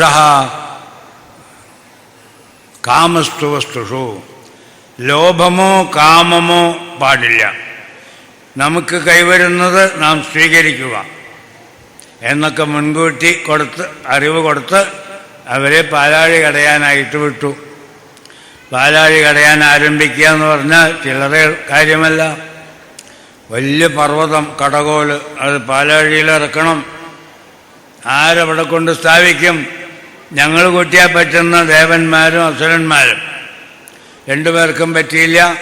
ഭഗവാൻ അനായാസേന ഒരു പന്തെടുക്കുന്ന ലാഘവത്തോടെ എടുത്ത് ഗരുഡൻ്റെ പുറത്ത് വെച്ചു കൊണ്ടുപോയി മന്ദരപർവ്വതം പാലാഴിയിൽ സ്ഥാപിച്ചു. നാഗരാജാവിനോട് പറഞ്ഞു, നിങ്ങൾ വന്ന് തേ നാഗരാജമാമന്ത്ര്യ ഫലഭാഗേന വാസുകിം. വാസുകിയെ വിളിച്ചു, പ്ലീസ് ഒന്ന് ഹെൽപ്പ് ചെയ്യാമോ? ഈ മന്ദരപർവ്വതത്തെ 4 ചുറ്റി തലയും വാലും പിടിച്ച് ഞങ്ങൾ കടയാൻ പോണു. ഇത്തിരി വേദനയൊക്കെ ഉണ്ടാവും, സഹിക്കണം. സംതിങ് തരാം. ഫലഭാഗേന. ഈ സംതിങ് കൊടുക്കണ പരിപാടി എന്നുണ്ട്. സംതിങ് ഫലഭാഗേന വാസുകിം ആവാം. വാസുകിക്കും ഒരു പങ്ക് തരാം എന്ന് പറഞ്ഞു. തുടങ്ങി. ഭഗവാൻ അവിടെയും ഒരു ചെറിയ തന്ത്രം പ്രയോഗിച്ചു. ഓടിച്ചെന്ന് തല പിടിച്ചു. പാമ്പിന് തലയുണ്ട്, വാലുണ്ട്. തലയോ ശ്രേഷ്ഠം, വാലോ ശ്രേഷ്ഠം. തല തന്നെയാണ്, വാലല്ല. വാല് അധമം. ഭഗവാൻ ഒരു രംഗം സൃഷ്ടിച്ചു. ഓടിച്ചെന്ന് തല പിടിച്ചു. ദേവന്മാരെയും വിളിച്ചു, പിടിച്ചോളിയില്ല. അസുരന്മാരാലോചിച്ചു, ഞങ്ങളെന്താ മോശക്കാരാ? ഞങ്ങളും വിദ്യാഭ്യാസമൊക്കെ ഉള്ളവരാ, ഡിഗ്രി ഹോൾഡേഴ്സാണ്, യോഗ്യതയുള്ളവരാ. അതുകൊണ്ട് നിങ്ങളൊരു കാര്യം ചെയ്യും, ഒന്നുകിൽ ഞങ്ങൾ തല പിടിക്കും, അല്ലെങ്കിൽ ഞങ്ങൾ ഈ ഇടപാട് എഗ്രിമെൻ്റ് ക്യാൻസൽ ചെയ്ത് ഞങ്ങൾ പോയി. അവരെ കൊണ്ടങ്ങനെ പറയിക്കാൻ തന്നെയാണ് ഭഗവാൻ അത് ചെയ്തത്. അങ്ങനെ വാല് ദേവന്മാർ പിടിച്ചു, തല അസുരന്മാരും പിടിച്ചു. കടയാൻ തുടങ്ങി. എളുപ്പമല്ലല്ലോ. കുറേ കഴിഞ്ഞപ്പോൾ മന്ദരപർവ്വതം ഇങ്ങനെ ഇളകി ബും കീഴ്പ്പെട്ട്. ഇതാരും പ്രതീക്ഷിക്കാത്തൊരു പ്രതിഭാസം. വിലോക്യ വിഘ്നേശവിധിം തദേശ്വരോ കൃത്വാ വപുഃ കാച്ഛപം. കച്ഛപം എന്ന് പറഞ്ഞാൽ ആമ. ആമയുടെ രൂപമെടുത്തു. എവിടെ ഏത് രൂപം വേണമോ ആ രൂപമെടുക്കും. വേദങ്ങളെ ഉദ്ധരിക്കാൻ ഭഗവാൻ മത്സ്യത്തിൻ്റെ രൂപമെടുത്തു. ഹിരണ്യകശിപു വാങ്ങിയ വരത്തിന് ഒരു തടസ്സം കൂടാതെ നിർവഹിക്കാൻ മനുഷ്യനുമല്ല, മൃഗവുമല്ല, പകലുമല്ല, രാത്രിയുമല്ല, ഇങ്ങനെ എന്തൊക്കെ ഉണ്ടോ അതൊക്കെ ഒഴിവാക്കിക്കൊണ്ടൊരു രൂപം. അത് തന്നെയാണ് ഇവിടെയും കച്ഛപരൂപം. കച്ഛപം എന്ന് പറഞ്ഞാൽ ആമ. ആമയുടെ ഷേപ്പ് ഇങ്ങനെ മുതുക് പൊന്തിയിരിക്കും, സൈഡ് താണിരിക്കും. അപ്പോൾ മുതുകിൽ മന്ദരപർവ്വതം വെച്ചാൽ ചൊറിയണത് പോലെ തോന്നിയുള്ളൂ. അത്രേ, മുതുക് ചൊറിയണത് പോലെ. അതിൽ കൂടുതലൊന്നും അതിന് വിഷമം തോന്നിയില്ല. ഭഗവാൻ അങ്ങനെ എന്നിട്ടും ഇളകുമ്പോൾ തൻ്റെ കൈ കൊണ്ട് അതിനെ തൊട്ടു. ഉപരി അകേന്ദ്രം. എന്തിനാണ് ഈ വർണ്ണന ഇത്ര വിസ്തരിച്ച്? ഈ കഥയുടെ സംഭാവ്യതയെപ്പറ്റിയൊക്കെ സംശയിക്കാൻ തോന്നും.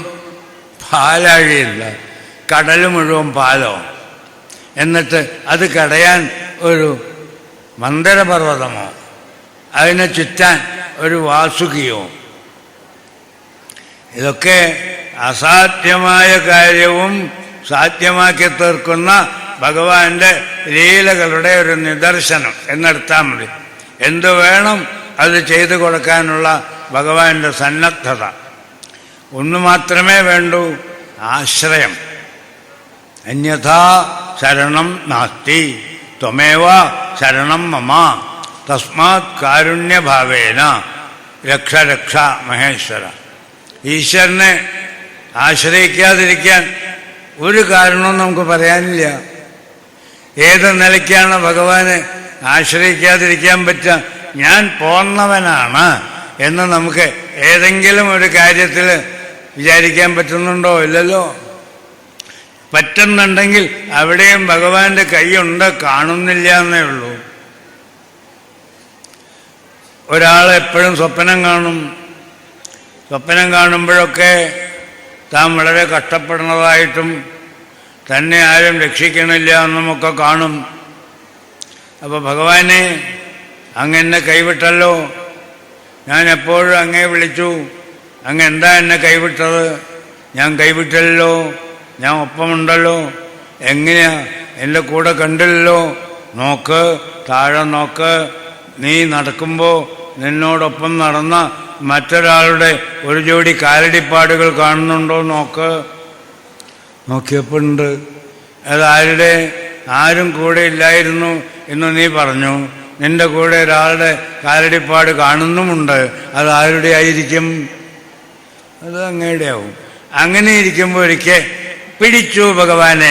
കാരണം രണ്ടാമത്തെ കാലടിപ്പാട് കാണാനില്ല. വിളിച്ചു ഭഗവാനെ, അദൃശ്യമായ രൂപത്തിൽ അങ്ങ് വരുന്നു എന്നും അങ്ങയുടെ കാലടിപ്പാട് കാണാമെന്നും പറഞ്ഞു. നോക്കൂ, ഇവിടെതാ രണ്ട് ജോഡി കാലടിപ്പാടിന് പകരം ഒരു ജോഡി കാലടിപ്പാടല്ലേ ഉള്ളൂ. അതെ, അതാരുടെ? അത് എൻ്റെയാ, നിൻ്റെയല്ല. I was carrying you. നിനക്ക് നടക്കാൻ വയ്യായിരുന്നു, ഞാൻ നിന്നെ എടുത്ത് നടന്നു. അപ്പം നടന്നാളുടെ കാലടിയല്ലേ നിലത്ത് പതിയൂ? അത് ഞാനാ. ഇതാണ് ഈശ്വരാനുഗ്രഹത്തിൻ്റെ രഹസ്യം. അത്രയ്ക്കൊക്കെ ആഴത്തിൽ ചിന്തിക്കാൻ സാധിക്കാത്തത് കൊണ്ടാണ് നമ്മൾ ഇതൊന്നും ഭഗവാന്റെ കൃപയല്ല. കൃപ എന്ന് പറഞ്ഞാൽ എന്താ? ഭഗവാന്റെ അനുഗ്രഹം. എല്ലാവരും ഭഗവാന്റെ അനുഗ്രഹത്തിലാണ്. കാരണം എല്ലാവരുടെയും ഉള്ളിൽ ഈശ്വരനുണ്ടെങ്കിൽ പിന്നെ ഈശ്വരനെ ആരെങ്കിലും കൈവിടാൻ പറ്റുമോ? എല്ലാവരെയും. എന്നിട്ടും ഒരു ഘട്ടം വന്നപ്പോൾ ആളുകൾ വല്ലാണ്ട് വശം കിട്ടു. ദേവന്മാരും വശം കിട്ടു, അസുരന്മാരും വശം കിട്ടു. ഭഗവാൻ തന്നെ വന്നു. മേഘശ്യാമ. സുന്ദരമായൊരു ശ്ലോകമാണത്. ഭഗവാന്റെ ഭക്തവാത്സല്യം.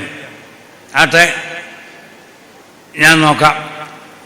വാല് പിടിച്ചവർക്കും ക്ഷീണായി, തല പിടിച്ചവർക്കും ക്ഷീണായി. പോയി കാറ്റുകൊണ്ട് ഇരിക്കുന്നവിടെ ഞാൻ നോക്കിക്കോളാം. മേഘശ്യാമ കനകപരിധി. മേഘശ്യാമവർണ്ണം പൂണ്ട്, പീതാംബരമെടുത്തുകൊണ്ട്, കർണവിദ്യോതവിദ്യന്മൂർധ്നി ഭ്രാജത് വിലുളിതഗജ ശ്രദ്ധരോ രക്തനേത്ര. കാതിൽ കുണ്ടലം, നെറ്റിയിൽ പറന്നു കിടക്കുന്ന തലമുടി, കണ്ണ് ചമചമാന്ന്, രക്തനേത്ര.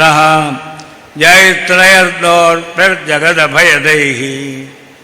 തൻ്റെ അനേകം കൈകളെ കൊണ്ട്, ഈ കൈകൾ എങ്ങനെയുള്ള കൈകൾ? ജഗദഭയദൈഹി. ദന്തശൂകം ഗൃഹീത്വാ. പാമ്പിൻ്റെ തലയും വാലും താൻ തന്നെ പിടിച്ചുകൊണ്ട് കടന്നു. കടയുന്നത് കണ്ടപ്പോൾ ഇതും മറ്റൊരു പർവ്വതമോ എന്ന് തോന്നിയത്രേ. ജയിത്രയർദോർജഗദഭയദൈഹി ദന്തശോകം ഗൃഹീത്വാ മത്ന പ്രതിഗിരിരിവ അശോഭത അഥാ പ്രതിഗിരിരിവ. അതൊരു പർവ്വതം, ഇതൊരു പർവ്വതം. അങ്ങനെ പർവ്വതം പോലെ ഭഗവാൻ നിന്നുകൊണ്ട് സമ്പൂർണ്ണ ഭാവത്തിൽ അതിൻ്റെ കടച്ചിലിൻ്റെ A to Z ഭഗവാൻ ഏറ്റെടുത്തു. ഇത്രയുമായപ്പോൾ എന്തായി? നല്ലോണം കടഞ്ഞില്ലേ? വരണോ കാളകൂട വിഷം. നിർമധ്യമാനാദേവതേ അഭൂതേ വിഷം മഹോൽബണം. പേര് പറഞ്ഞാൽ തന്നെ നാക്ക് പൊള്ളും, കണ്ട കണ്ണൊക്കെ വെണ്ണീറാവും. അങ്ങനെയുള്ള കാളകൂട വിഷം. തദുഗ്രവേഗം ദിശി ദിശി ഉപര്യഥോ വിസർപ്പതുത്സർപ്പത് അസഹ്യം. സഹിക്കാൻ വയ്യാത്ത ചൂട്. ഭീതാഹ, എല്ലാവരും ഭയന്നു പോയി. ദേവന്മാരും അതെ, അസുരന്മാരും അതെ. ഓടിച്ചെന്ന് ഭഗവാന്റെ അടുക്കൽ സ്തുതിച്ചു. ഭഗവാൻ ഭവായ, ഭവൻ മഹാദേവൻ ശിവൻ. ഇവിടെ വലിയൊരു സംഗതി. മുൻപ് 2 സ്തുതികൾ നമ്മൾ കണ്ടു. 2 സ്തുതികളും വിഷ്ണുവിനെയാണ്. ഇവിടെ ഇതാ നാം കേൾക്കാൻ പോകുന്നത് ശിവനെ സ്തുതിക്കുന്നതാണ്. ശിവനെ സ്തുതിക്കുമ്പോൾ വിഷ്ണുവിനെ സ്തുതിക്കുന്ന അത്ര ഉണ്ടാവില്ല, 2 മാർക്ക് കുറയും. അങ്ങനെയില്ല. ഇതിൻ്റെ എന്താ താല്പര്യം? പേര് മാറുന്നു എന്നേ ഉള്ളൂ. ഏകം സദ്വിപ്രാഹ ബഹുധാ വദന്തി ഇന്ദ്രം മിത്രം വരുണം അഗ്നിം ആഹുഹു. ഇവിടെ നോക്കൂ, എന്താണ് ഇവരൊക്കെ തുതിക്കുന്നത് നോക്കൂ. തുതിക്കുന്ന സമയത്ത് പ്രജാപതികളൊക്കെ തുതിക്കുകയാണ്. ദേവദേവ മഹാദേവ ഭൂതാത്മൻ ഭൂതഭാവന ത്രാഹിന, ഞങ്ങളെ രക്ഷിക്കണേ, ഞങ്ങളിതാ വെന്ത് വെണ്ണീറാവാൻ പോണു. ത്വമേക സർവജഗത ഈശ്വര ബന്ധമോക്ഷയോ. ലോകത്തിൻ്റെ ബന്ധത്തിനും മോക്ഷത്തിനും അങ്ങ് മാത്രമാണ് ഈശ്വരൻ. തം ത്വാം അർച്ചന്തി കുശലാഹ പ്രപന്നാർത്തിഹരങ്കുരം. അതുകൊണ്ട് അങ്ങ് എന്നെ, ഞങ്ങളെ രക്ഷിക്കണേ. ത്വം ബ്രഹ്മ.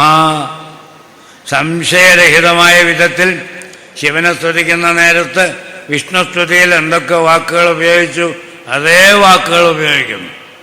ഇത് ആദ്യമായിട്ടോ അപൂർവമായിട്ടോ അല്ല. 4-ാം സ്കന്ധത്തിൽ ദക്ഷയാഗ കഥ പറയുമ്പോൾ ദക്ഷന് ശിവനെ ഇഷ്ടമല്ലല്ലോ, ശിവനെ ദ്വേഷിക്കുകയാണ്. ഒടുവ് അതിനുള്ള ശിക്ഷയൊക്കെ കിട്ടി ദക്ഷന്. ഒടുവ് ദക്ഷന് തലയൊക്കെ വെച്ചു കൊടുത്തു, നഷ്ടപ്പെട്ട തല. അപ്പോൾ ശിവൻ പറഞ്ഞു, ദക്ഷ, തനിക്ക് ഭേദഭാവം പോയിട്ടില്ല.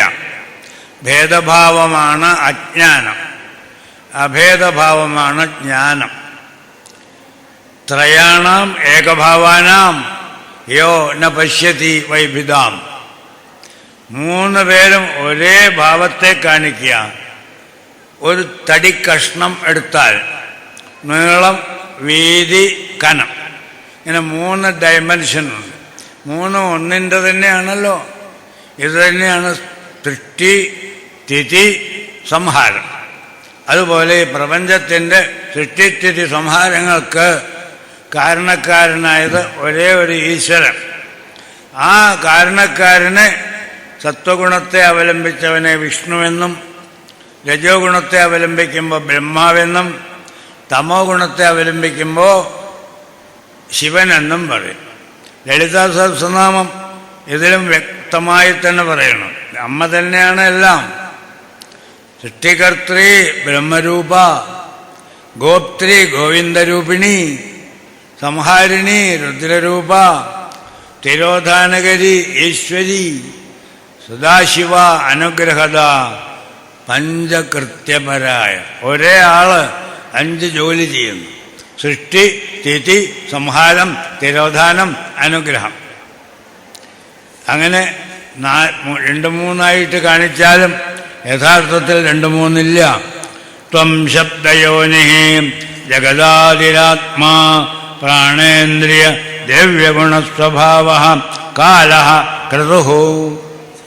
എന്തെല്ലാം ഉണ്ട് അതെല്ലാം അങ്ങാണ്. അങ്ങ് നാഭിഹി നഭസ്തേ ശ്വസനം നഭസ്വാൻ.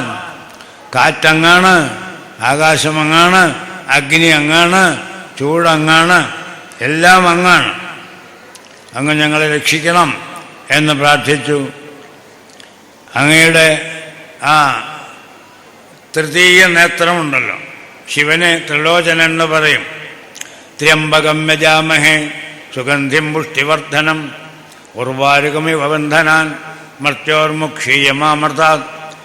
3 നയനങ്ങൾ, അഗ്നി സെൻറ്ററിൽ, ലലാടം ദൃഷ്ടി, സൂര്യൻ ചന്ദ്രൻ അഗ്നി. ആ തൃതീയ നേത്രം ഒന്ന് തുറന്നാൽ പ്രപഞ്ചം മുഴുവൻ എരിഞ്ഞ് ചാമ്പലാവും. അങ്ങനെയുള്ള അങ്ങ് കാമ അധ്വര ത്രിപുര കാല ഗരാദി അനേക ഭൂതദ്രുഹക്ഷഭയ. അങ്ങയുടെ ശക്തി കൊണ്ട് ലോകത്തിൽ നശിപ്പിക്കപ്പെടേണ്ടതൊക്കെ നശിപ്പിക്കപ്പെടും. എന്തെല്ലാം? കാമൻ, മന്മഥനെ അങ്ങ് നശിപ്പിച്ചു. അതുകൊണ്ടാണ് കാമാരി എന്ന പേര്. അധ്വരം, ദക്ഷൻ്റെ യാഗം നശിപ്പിച്ചു. ത്രിപുരന്മാരെ നശിപ്പിച്ചു. 3 കോട്ടകൾ കിട്ടി, അതിൻ്റെ ഉള്ളിൽ പാർത്തു ത്രിപുരാസുരന്മാർ. അവരെ നിഗ്രഹിച്ചു. ശിവൻ അനായാസേന അത് നിഗ്രഹിച്ചു എന്നാണ്. അതുപോലെ തന്നെ കാലനെ, മാർക്കണ്ഡേയൻ്റെ ചരിത്രത്തിൽ കാലനെ ഭഗവാൻ ജയിച്ചു. അതുപോലെ ഇപ്പോൾ ഇതാ ലോകത്തെ മുഴുവനും എരിക്കാൻ പോന്ന ഈ മഹാവിഷം അങ്ങ് എങ്ങനെയെങ്കിലും അപകടമില്ലാത്ത വിധത്തിലാക്കി തീർക്കണമേ എന്ന് പ്രാർത്ഥിച്ചു. എല്ലാവരും കൂടി സ്തുതിച്ചപ്പോൾ ഭഗവാൻ പറഞ്ഞു, ദേവിയോട് ചോദിച്ചു, ദേവി അഹോ ബതാ ഭവാനി, ഏ ഭവാനി. ശിവനെ ഭവൻ എന്ന് പറയും, ദേവിയെ ഭവാനി എന്ന് പറയും. അഹോ ബത ഭവാനി ഏതത് പ്രജാനാം പശ്യാവൈശസം. ജനങ്ങൾക്ക് വന്നു ചേർന്ന ഭയപ്പാട് കണ്ടില്ലേ ദേവി? എന്തെങ്കിലും നമുക്കൊന്ന് ചെയ്യണ്ടേ? ക്ഷീരോദമഥനോദ്ഭൂതാത് കാളകൂടാത്തെ ഉപസ്ഥിതം. കാളകൂടം എന്ന ഭയങ്കരമായ വിഷം വന്നിരിക്കുന്നു. ആസാം പ്രാണപരീപ്സൂനാം വിധേയം അഭയം. ഇവരെന്നെ അഭയം പ്രാപിച്ചിരിക്കുന്നു, ഞാൻ അവർക്ക് അഭയം നൽകണ്ടേ ദേവി? ഏതാവാൻ ഹി പ്രഭോരർത്ഥോ യദ്ദീനപരിപാലനം. ദീനന്മാര് ഞങ്ങളെ രക്ഷിക്കൂ എന്ന് പറഞ്ഞ് അപേക്ഷിച്ചാൽ അവരെ രക്ഷിക്കുക, ഇതല്ലേ മനുഷ്യന് ചെയ്യാനുള്ളത്? പ്രഭുവിന്, ഞാൻ പ്രഭുവാണെന്നൊരാൾ പറയുകയാണെങ്കിൽ അയാളുടെ ഫസ്റ്റ് ഡ്യൂട്ടി തന്നെ ആശ്രയിച്ചവരെ രക്ഷിക്കുകയാണ്. പ്രാണൈസ്വഹി പ്രാണിനഃ പാന്തി സാധവഃ. സജ്ജനങ്ങൾ ജീവൻ തന്നെ കൊടുത്ത് മറ്റുള്ളവരെ രക്ഷിക്കും. ദധീചി മഹർഷിയോട് ദേവേന്ദ്രൻ അപേക്ഷിച്ചു, ഞങ്ങൾക്ക് വൃത്രാസുരനെ കൊല്ലാൻ ഒരു ആയുധം വേണം. ഒരു ഫാക്ടറിയിൽ ഉണ്ടാക്കുന്ന ആയുധവും പറ്റില്ല, അങ്ങ് കൂട്ടിയാൽ പറ്റും. ഞാൻ ആയുധ നിർമ്മാണം ഒന്നും തുടങ്ങിയിട്ടില്ലല്ലോ എന്നായി. ആയുധമൊന്നും നിർമ്മിക്കണ്ട, അങ്ങയുടെ ആ നട്ടല് ഞങ്ങൾ ഇങ്ങോട്ട് എടുത്തോളാം. ലോകത്തിൽ ആരെങ്കിലും ഇങ്ങനെ ചോദിക്കുമോ? വാദം പിടിച്ച് 8 കൊല്ലമായിട്ട് പാർട്ടിയിൽ കിടക്കുന്ന ഒരാളോട് ഞാൻ നട്ടലൊന്നും ഉരിക്കോട്ടെ അമ്മാവാന്ന് പറഞ്ഞാൽ എണ്ണീറ്റ് ഓടും. PT ഉഷയൊക്കെ തോറ്റും, അങ്ങനെ ഓടും. നട്ടല് ഉരിക്കോട്ടെ എന്നാ പറയണത്, പിന്നെ കിടക്കാൻ തോന്നുമോ? ദധീജിയോട് ചോദിച്ചു ഇന്ദ്രൻ, നട്ടല് ഉരിക്കോട്ടെ എന്ന്. With your permission. അതുകൊണ്ട് അന്ന് വെറുതെ ബോധം കെടുത്തിയിട്ട് ഊരല്ല, വിത്ത് യുവർ പെർമിഷൻ. അദ്ദേഹം അതിനനുസരിച്ച് പ്രതികരിച്ചു. ഓക്കെ, ഈ ദേഹത്തിലെ ഒരവയവം നിങ്ങൾക്ക് ആവശ്യമുണ്ടെങ്കിൽ എടുക്കാമല്ലോ. ഈ ദേഹം എന്തിനുള്ളതാ? താഴെ വീണ അഗ്നിക്കിരയാവും, അല്ലെങ്കിൽ പ്രാണികൾക്ക് തീറ്റയാവും. നിങ്ങൾക്ക് ഇത്രയും നല്ലൊരു കാര്യത്തിന്, ശത്രു നിഗ്രഹത്തിന് പ്രയോജനപ്പെടുമെങ്കിൽ ഇതിൽ പരം ധന്യത എനിക്ക് എന്താ ഉള്ളത്? ഓക്കെ. തൻ്റെ യോഗശക്തി കൊണ്ട് അദ്ദേഹം താഴെ വീണു, നട്ടല്ലൂരിയെടുത്തു. ഇതൊക്കെ ശിബി ചക്രവർത്തി, ജീമൂതവാഹനൻ, ഇങ്ങനെ പലരെ പറ്റിയും കഥകളുണ്ട്. ഇവിടെ അതൊക്കെ ഓർമ്മിക്കാം. ഏതാവാനിഹി പ്രഭോരർത്ഥോ യദ്ദീന പരിപാലനം. അതുകൊണ്ട് ഭഗവാന് വളരെ ഇഷ്ടമാണ്. ഒരു ജനറൽ സ്റ്റേറ്റ്മെൻറ്റാണ് ശിവന്റെ. പ്രീതേ ഹരൗ ഭഗവതി പ്രിയേഹം സചരാചല. ഇത് ഹരിക്ക് വളരെ ഇഷ്ടാവും. ഹരി ഇഷ്ടപ്പെട്ടാൽ ലോകം മുഴുവനും സന്തോഷിക്കും. അതുകൊണ്ട് ഞാൻ ഈ വിഷം കഴിക്കാമെന്ന് വിചാരിക്കുക ദേവി. വാട്ട് ഡു യു സേ എന്നാണ്. ഒരു പെർമിഷൻ ചോദിക്കുക. നമുക്ക് തോന്നും ഇതിനെന്തുത്തരം നൽകിയിരിക്കും പാർവതി. അയ്യേ, ഒരു കാര്യം ചോദിക്കാൻ വന്നതേ, വിഷം കഴിക്കേ. അങ്ങനെയല്ല പറഞ്ഞ. തത്പ്രഭാവജ്ഞ അന്വമോദത. ഓക്കെ, കഴിച്ചോളൂ. ലോകത്തിൻ്റെ ഗുണത്തിന് വിഷം കഴിക്കാൻ ആരോടും ചോദിക്കണ്ട, കഴിച്ചോളൂ. കാരണം തത്പ്രഭാവജ്ഞ. ശിവന്റെ പ്രഭാവം എന്തെന്ന് മറ്റാരെക്കാളും അറിയുന്ന ആളാണ് പാർവതി. പാർവതിക്കറിയാം ഈ വിഷം കൊണ്ട് ശിവന് ആപത്തൊന്നും വരില്ല. എങ്കിലും ചെറിയൊരു കുഴപ്പമുണ്ടായി. തസ്യാപി ദർശയാമാസ സ്വവീര്യം ജലകൽമഷ. ഉഗ്രനല്ലേ അവൻ. ശിവനാണെങ്കിലും അവൻ തൻ്റെ ആ വേഷം കാണിച്ചു എന്നാ. എന്ത് വേഷം? ഇവിടെ വന്നപ്പോൾ ഒരു നീല നിറം വന്നു. അതിൽ കൂടുതലൊന്നും ഉണ്ടായില്ല. കയ്യിലെടുത്തിട്ട് വായിലിട്ടു. കയ്യിലെടുത്തപ്പോൾ വിരലിൻ്റെ ഇടയിൽ കൂടി ഈ 2 തുള്ളി പുറത്തേക്ക് പോയി. അതാണത്രേ തേള്, പാമ്പ് തുടങ്ങിയ വിഷപ്രാണികളുടെ ശരീരത്തിലെ വിഷമായി തീർന്നത്. തീരി വിരലിൻ്റെ ഇടയിൽ കൂടി വീണത്. അപ്പം അത് മുഴുവനും അയാളത്തെ കഥയെന്താ?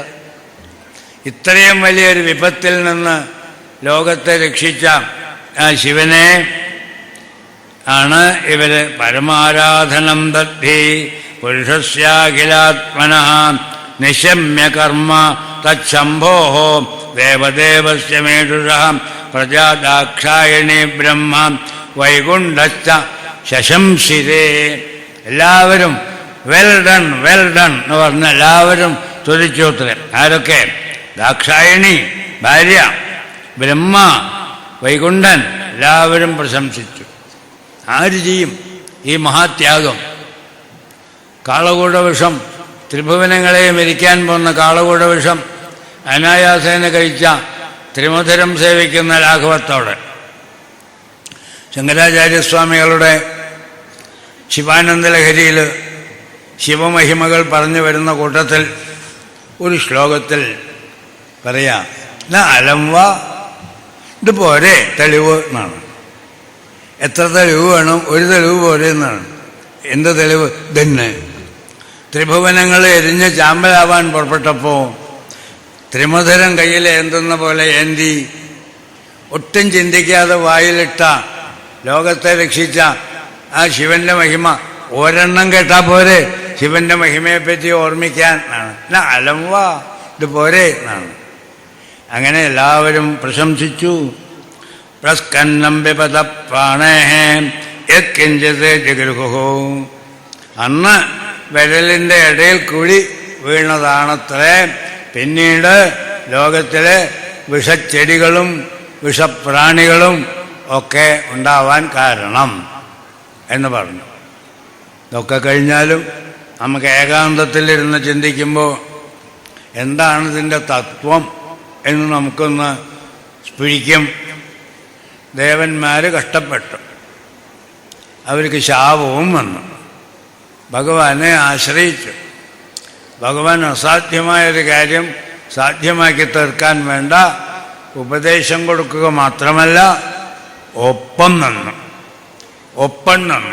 ചില ദുർഘടഘട്ടം വന്നപ്പോൾ ഒപ്പം നിൽക്കൽ പോയിട്ട് അവരെ മാറ്റി നിർത്തിക്കൊണ്ട് തന്നെത്താൻ ചെയ്തു.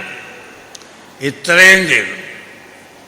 ഇവിടെ പാലാഴി എന്ന് പറയുന്നതിനെ നമ്മുടെ മനസ്സായിട്ട് എടുക്കണം എന്ന് പറയും. എന്നാൽ ഈ തത്വം മാത്രം പറഞ്ഞാൽ പോരെ, കഥയുണ്ടെങ്കിൽ നമുക്ക് ഉള്ളിലൊതുങ്ങും. Time and space. നമ്മൾ ഈ ലോകത്തിൽ ജീവിക്കുന്നവരാണ്. ദേശകാലങ്ങളെപ്പറ്റി അറിയാതെ നമുക്ക് ഒരു കാര്യവും ഓർമ്മിക്കാൻ പറ്റില്ല. എവിടെയോ കണ്ടിട്ടുണ്ടല്ലോ എന്ന് നമ്മളൊരാളെ നോക്കി. തൃശ്ശൂർ എവിടെ? അപ്പം ദേശം കാലം എന്ന് എവിടെ, ഇതൊക്കെ ക്ലിയറാക്കി കൊടുത്ത ശങ്കുണ്ണിയുടെ വീട്ടിൽ ചക്കക്കുരു ഉപ്പേരി കഴിക്കുമ്പോൾ ഇത്ര പെട്ടെന്ന് ഓർമ്മ വന്നു. നോക്കൂ, ദേശം കാലം.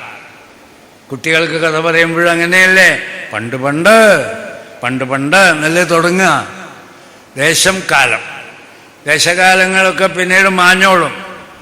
ശേഷിക്കുന്നത് കഥയുടെ സാരം മാത്രമാവും. എന്ന പോലെ നമുക്ക് കഥകൾ വേണം. പാലാഴി മഥനം എന്ന ആ അത്ഭുതകരമായ കഥ അതിലടങ്ങിയുള്ള ഈശ്വരൻ്റെ പങ്ക്, ഈശ്വരൻ്റെ ഉപദേശങ്ങൾ, ഇവിടെ ദേവന്മാരും അസുരന്മാരും കൂട്ടുകൂടി ഭഗവാൻ പറഞ്ഞിട്ടാ. പിന്നെ എന്താ അസുരന്മാർക്ക് അമൃതം കിട്ടാത്തത്? അത് അവരുടെ തോന്നിയാസം. ഭഗവാൻ ഉത്തരവാദിയല്ല അതിന്. പിന്നീട് നമ്മൾ കേൾക്കാൻ പോകുന്ന കഥയിൽ അത് കാണാം. അവരുടെ തോന്നിയാസം, തട്ടിക്കൊണ്ടൊരൊറ്റപ്പോക്ക്. അവർക്ക് മാത്രം അവകാശമോ? അവകാശം ഉണ്ടെങ്കിൽ രണ്ടു കൂട്ടർക്കുണ്ട്, ഇല്ലേ? ആ അമൃതം ഇങ്ങോട്ട് വന്നപ്പോഴേക്കും ഒറ്റ ഓട്ടം ഇതും കൊണ്ട്. അപ്പം എന്തു വെച്ചു? ഗോപി ഒന്നുമില്ല. ഞങ്ങൾ പണിയെടുത്തു, അവരും പണിയെടുത്തുല്ലോ. പണിയെടുത്തവർക്കെല്ലാം തുല്യാവകാശമല്ലേ? അപ്പം പിന്നെ എന്തേ പിന്നെ നിങ്ങൾ ആ അമൃത കലശവും കൊണ്ട് ഓടാൻ? അതിസാമർഥ്യമല്ലേ? അപ്പം മനസ്സ് മഥനം ചെയ്യുമ്പോൾ മനസ്സിൽ നിന്ന് വേണം അമൃത് വരാൻ. വിഷവും അവിടെ തന്നെയാണ്. വിഷത്തെ ഈശ്വരാനുഗ്രഹം കൊണ്ട് നീക്കം ചെയ്താൽ പിന്നെ പലതും വരും. അതിലൊന്നും ഭ്രമിക്കാതെ അവസാനം അമൃതം എന്ന് പറഞ്ഞാൽ എന്താ? വിദ്യയാ അമൃതം അശ്നുതേ. അമൃതം എന്ന വാക്കിന് ബ്രഹ്മം എന്നർത്ഥമുണ്ട്. നാം ബ്രഹ്മജ്ഞാനം കൊണ്ട് ബ്രഹ്മത്തെ പ്രാപിക്കുന്നു.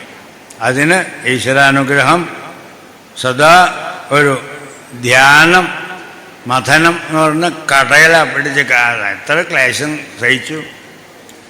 ഏകാന്തതയിൽ ഈശ്വരനെ കണ്ടെത്താനുള്ളൊരു വ്യഗ്രത നമ്മിൽ മൂർച്ഛിച്ച് വന്നാൽ അവസാനം നമുക്ക് സാഫല്യം കൈവരും, ഭഗവത് ദർശനം കൈവരും. ഈ ഭഗവത് ദർശനം കൈവരണം എന്നതാണ് ഈ തത്വസമീക്ഷ സത്രത്തിൻ്റെ ലക്ഷ്യം. അത് നമുക്കൊക്കെ കൈവരട്ടെ. അതിന് ഭഗവാൻ അനുഗ്രഹിക്കട്ടെ എന്ന് പ്രാർത്ഥിക്കുക. സർവത്ര ഗോവിന്ദനാമ സങ്കീർത്തനം.